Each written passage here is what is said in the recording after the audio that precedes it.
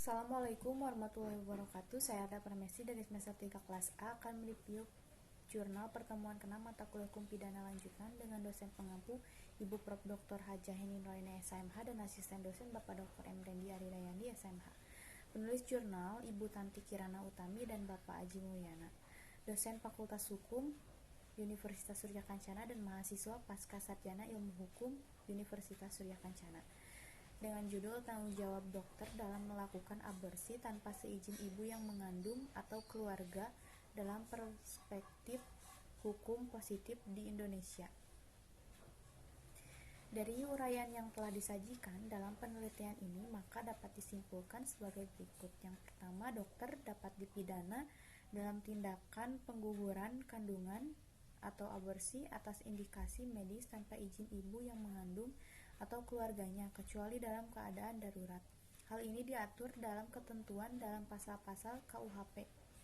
Pidana tersebut sangat jelas tidak memberikan peluang dilakukan aborsi jika pemberlakuan ketentuan pasal tersebut mutlak dan tidak ada alasan apapun dan tidak dapat dipidana jika dalam keadaan darurat sebagaimana telah dijelaskan pasal 4 ayat 1 sampai dengan 3 Peraturan Menteri Kesehatan Permenkes nomor 290 tahun 2008 tentang persetujuan tindakan kedokteran.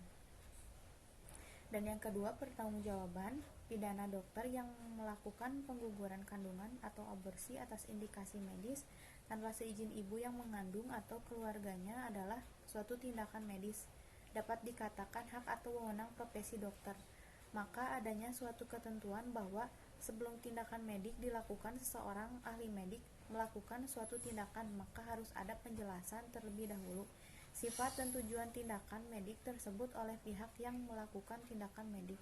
Jika pasien setuju, harus menandatangani pada syarat persetujuan, dan jika dokter melanggar ketentuan tersebut, maka akan mendapatkan sanksi, baik pidana, perdata, dan administratif.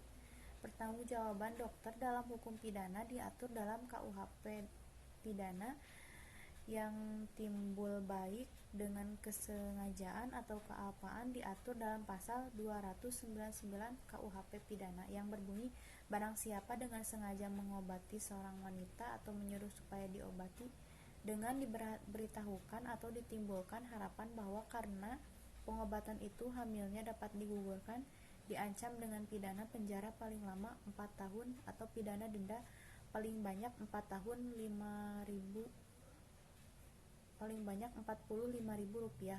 3. Pencegahan tindak pidana pengguguran kandungan atau aborsi dibagi menjadi dua, yaitu yang pertama upaya-upaya penanggulangan untuk mencegah dalam ikatan perkawinan yang dapat dilakukan dengan yang pertama konsultasi kepada dokter atau ahli medis yang kompeten pada bidangnya. Yang kedua, sosialisasi atau penyuluhan di tingkat rukun tetangga atau RT oleh aparatur desa bekerjasama dengan dokter ataupun bidan sekitar.